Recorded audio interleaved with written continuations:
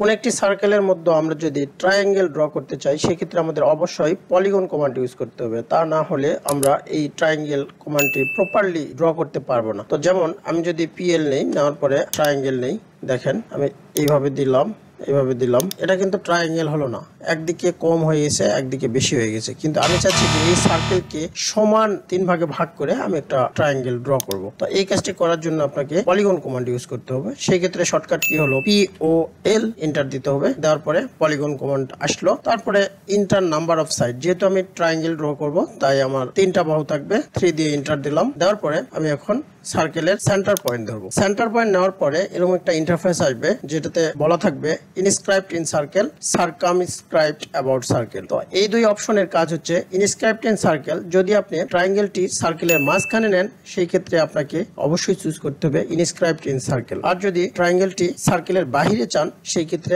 সার্কামস্ক্রাইবড about circle দিতে হবে। যেহেতু আমি ভিতরে চাচ্ছি ইনস্ক্রাইবড ইন সার্কেল দিলাম। দেওয়ার পর আমি জাস্ট ক্লিক করলাম। দেখেন টোটাল সার্কেলকে আমি সমান ভাগে ভাগ করে একটা ট্রায়াঙ্গেল ড্র করতে পেরেছি। ধন্যবাদ।